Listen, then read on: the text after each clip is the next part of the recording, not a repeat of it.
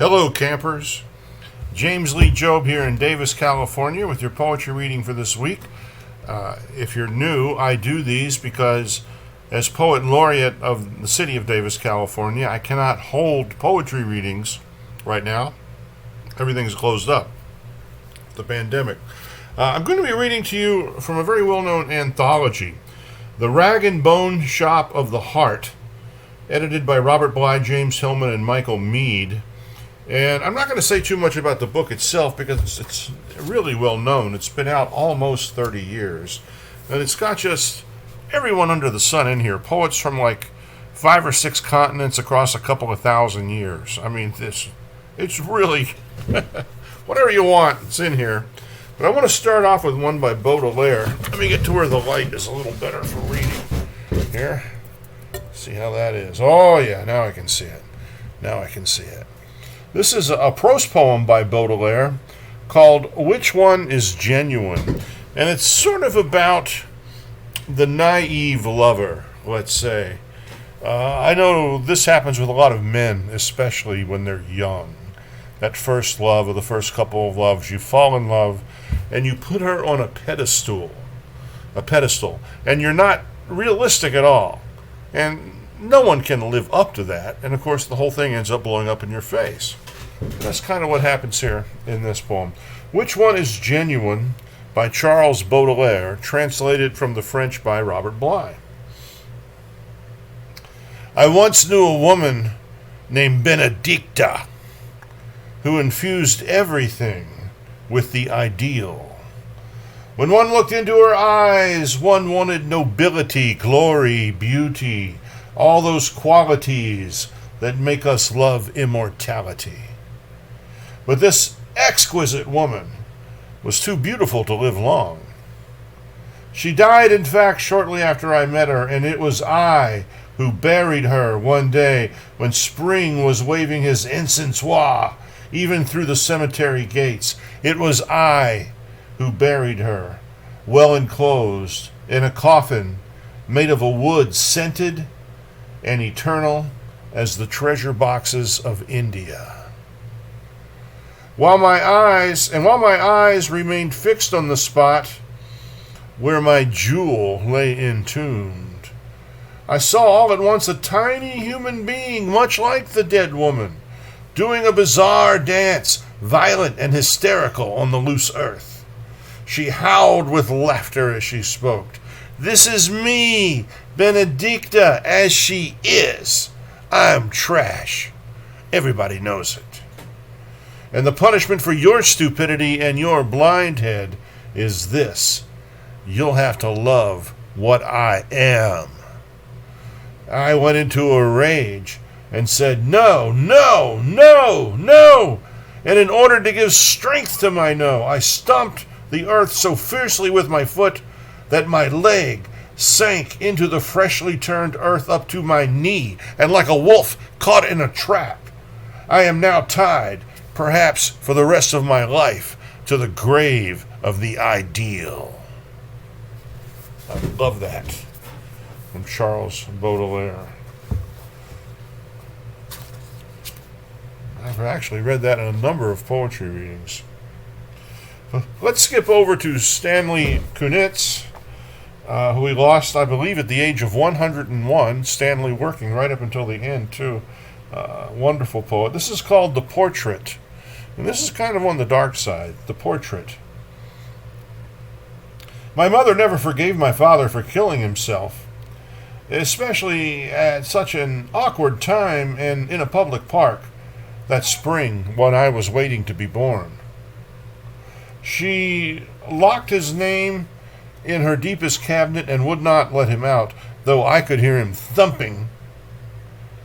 When I came down from the attic with the green pastel portrait in my hand of a long-lipped stranger with a brave mustache and deep brown level eyes, she ripped it into shreds without a word and slapped me hard. In my 64th year, I can still feel my cheek burning. Stanley Kunitz. All right, let's move along. I think this evening needs some Women poets, too. This is, you may know this. This is a very famous poem from Gwendolyn Brooks, marvelous poet. It's called We Real Cool. The pool players, 7 at the Golden Shovel. We real cool, we left school. We lurk late, we strike straight. We sing sin, we thin gin. We jazz June, we die soon.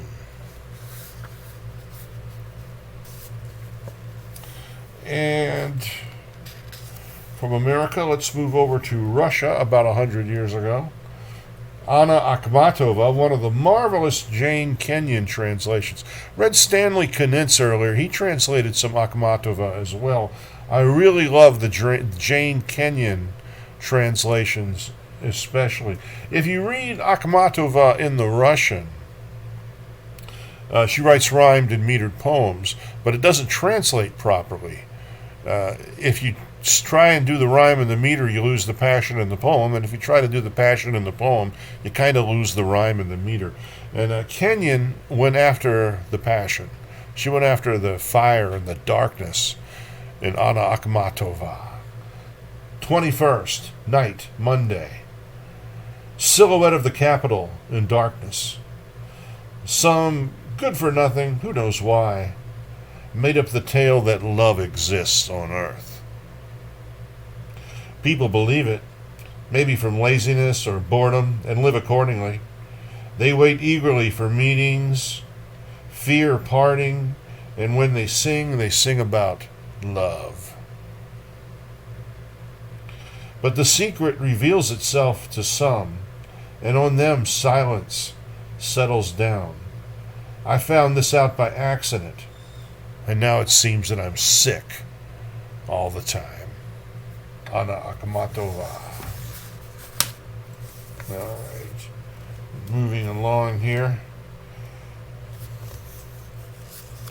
Let's move into Cesar Vallejo. I did a reading a few months ago of all Cesar Vallejo's poems, and I love Cesar Vallejo from Peru. The title asks a question. First of all, who did the translation here? This is a James Wright translation.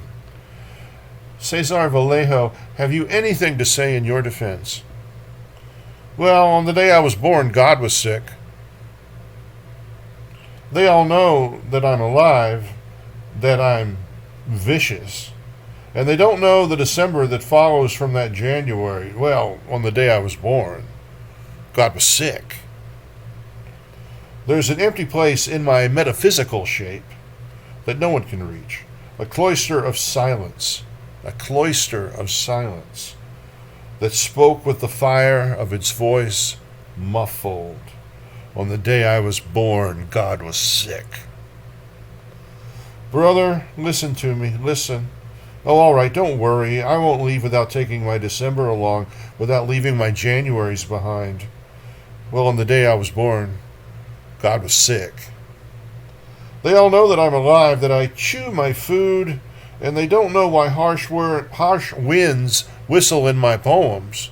And they don't know why harsh winds whistle in my poems.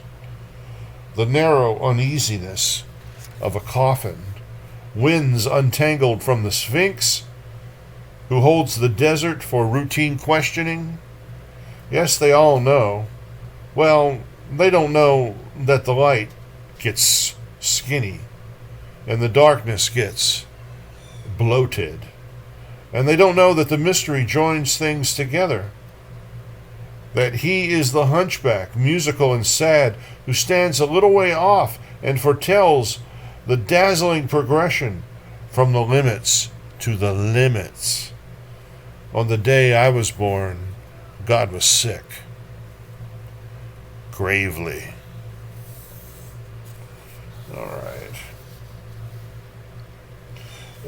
And to the interior of Europe, a little more than a century ago, for Rainier Maria Rilke. I love Rilke. This is also a Robert Bly translation. Rilke, childhood wasn't all that kosher, you know what I'm saying? His mom wanted a little girl, and she named him Rainier, several other names, and then Maria and Rilke, right? And there were times that she'd dress him up like a girl, and he'd have to come knock on the door for tea as a girl. Who's there? Is it that nasty Rainier? No, it's Maria. Then come in and have tea. With that, you either become a great poet or... Anyway, from childhood, Rainier Maria Rilke. The darkness in the room was like enormous riches. There the child was sitting wonderfully alone. And when the mother entered, as if in a dream, a glass quaked in the silent china closet. She felt it, how the room was betraying her, and kissed the child, saying, "Are you here?" Then both looked toward the piano in fear, for often at evening they would have a song in which the child found himself strangely caught. He sat stone still. His great gaze hung upon her hand, which, totally bowed down by the ring, walked over the white keys as if plowing through deep drifts of snow. That is beautiful. That is beautiful. And to finish up here, we're going to have two poems by the marvelous Emily Dickinson. We all love Emily Dickinson, don't we? The first is Wild Nights. Wild nights, where I with thee, wild nights, should be our luxury. Futile, the winds, to a heart in port, done with the compass, done with the chart. Rowing in Eden, the sea. Might I but more tonight in thee. And I want to finish with this one. I started reading Dickinson really when I was in basic training. And I didn't have that. There's the first part of basic training, you're kind of isolated from the world, you know. And I had this thin volume of Emily Dickinson there. Got me through. Safe in their alabaster chambers, untouched by morning and untouched by noon, lie the meek members of the resurrection. Rafter of satin and roof of stone, grand go the years, and the crescent above them, worlds swoop their arcs, and firmaments row. Diadems drop and doges surrender, soundless as dots on a disk of snow. Thank you for seeing this through with me. We'll do it again next week. Take care. Be safe. From Davis, California, I'm James. Bye.